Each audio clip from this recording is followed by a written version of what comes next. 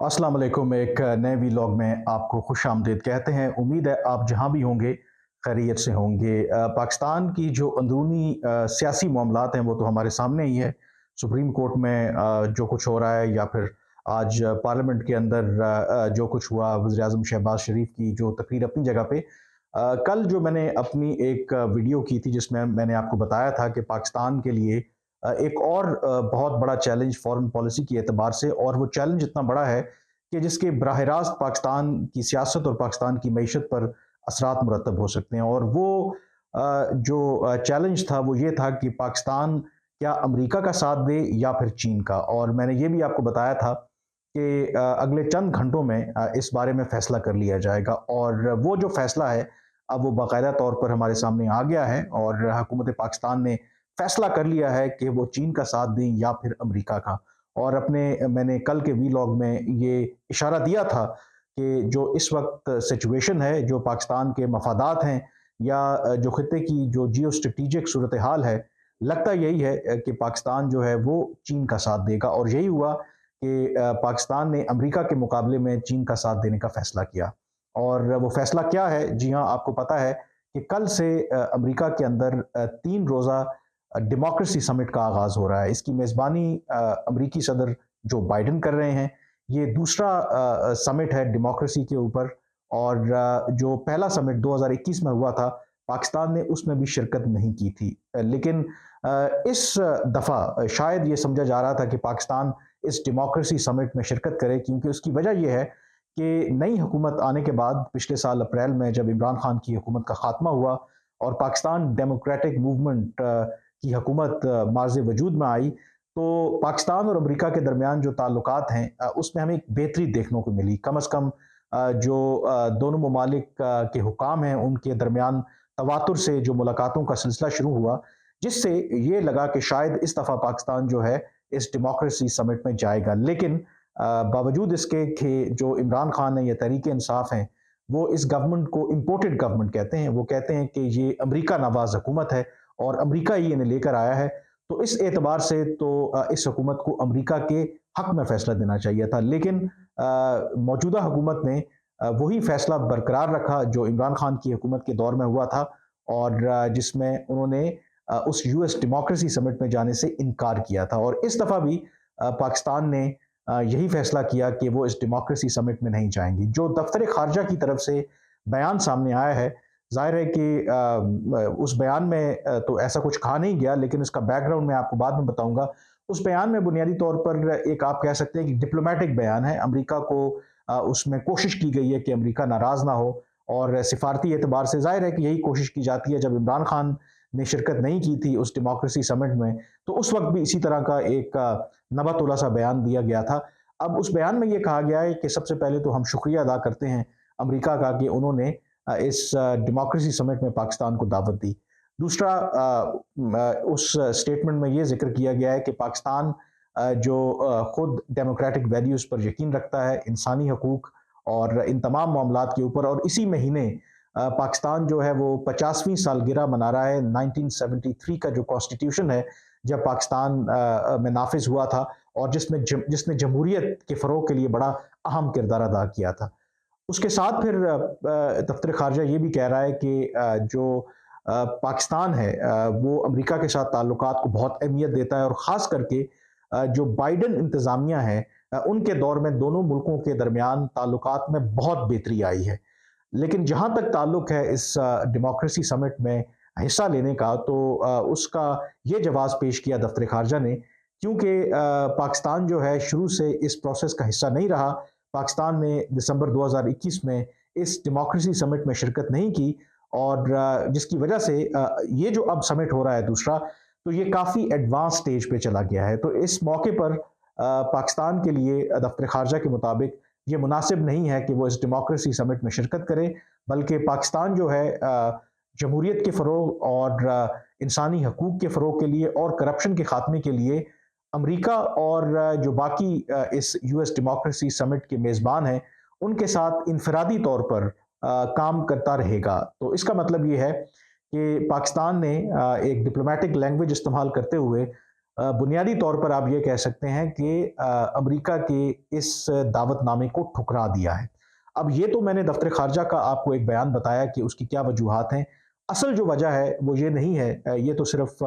पाकिस्तान ने कोशिश की है उसको कवर अप करने के लिए कि हम क्योंकि पहले जो समिट हुआ था उसमें शिरकत नहीं की और ये जो समिट है अब बड़े एडवांस लेवल पे चला गया है तो इसलिए हम इसमें शिरकत नहीं करेंगे। असल जो इसकी वजह है वो है चीन। क्योंकि ये जो डेमोक्रेसी समिट है, जिस तरह लास्ट टाइम 2021 में अमेरिका ने 100 से ज़ायद ममालिक को दावत दी थी, उसमें चीन को मदऊ नहीं किया था। और चीन को वो क्यों मदऊ करेगा? क्योंकि अमेरिका समझता है कि चीन में इस वक्त जमहूरियत नहीं है, एक ऑटोक्रेटिक रूल है। और ना सिर्फ ये कि चीन को तो उन्होंने इनवाइट किया ही नहीं, लेकिन उसके मुकाबले में चीन को तंग करने के लिए अमेरिका ने ताइवान को उसमें दावत दी। और ताइवान आपको पता है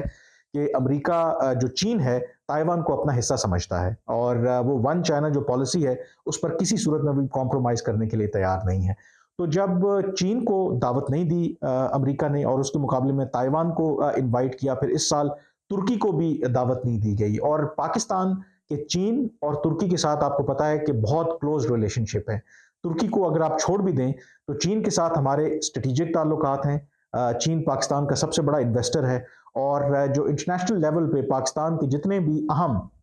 जो कौमी नौइयत के या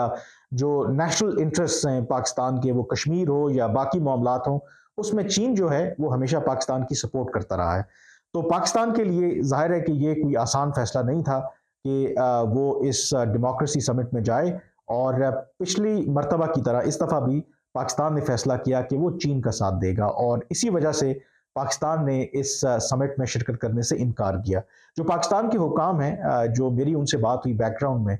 वो इसकी ये वजह बताते हैं कि ये पाकिस्तान के लिए सेफ ऑप्शन है क्योंकि पाकिस्तान जो है बेशक चीन के साथ एक स्ट्रेटेजिक ताल्लुकात हैं, अमेरिका के साथ पाकिस्तान के एक लॉन्ग टर्म रिलेशनशिप रहे हैं, तो कि उसमें उतार चढ़ाव आता रहा है, लेकिन अभी भी पाकिस्तान जो है अमेरिका के साथ ताल्लुकात को बहुत ज़्यादा अहमियत देता है। लेकिन जहाँ तक अमेरिका और चीन के दरमियान ये जो लड़ाई है, आपको पता है कि ये बड़ी ताकतें हैं, अमेरिका किसी तरह से रोकना चाहता है चीन को कि जिस तरीके से चीन का जो इकोनॉमिक क्लाउड दुनिया में बढ़ रहा है, उसके साथ-साथ जो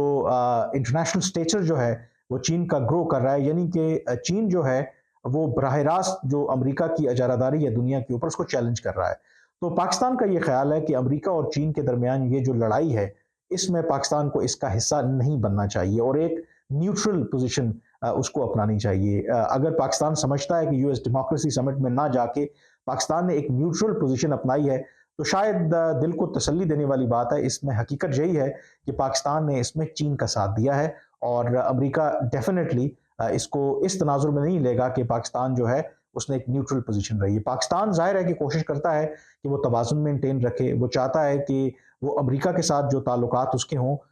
उसका कोई बराह रास्त असर चीन के ऊपर ना पड़े और चीन के साथ जो पाकिस्तान के ताल्लुकात हैं, उसका अमेरिका के मफादात को कोई ठेस ना पहुँचे। लेकिन ये कहने की हद तक तो ठीक है, लेकिन प्रैक्टिकली जो है ये चीज़ें बहुत इसको करना जो है वो मुश्किल होता है। तो इन नटशेल हुआ यही है कि पाकिस्तान ने फैसला यही लिया कि जो अपने शॉर्ट टर्म, मीडियम और लॉन्ग टर्म जो अपने इंटरेस्ट्स हैं, उनको देखते हुए कि पाकिस्तान के लिए यही मुनासिब है कि वो चीन को नाराज़ ना करे। जो जहाँ तक अमेरिका की बात है, ताल्लुकात में हालिया महीनों में ज़रूर बेहतरी आई, लेकिन वो जो बेहतरी आई है, वो ट्रांसलेट नहीं हुई है इनटू समथिंग कि जिससे पाकिस्तान ये कह सके कि हाँ, वाक़ई ही पाकिस्तान और अमेरिका के दरमियान ताल्लुकात जो बहाल हुए हैं, उसकी वजह से पाकिस्तान को बराह रास्त कोई फ़ायदा हो रहा है। सबसे बड़ा जो फ़ायदा पाकिस्तान लेना चाहता था और लेना चाहता है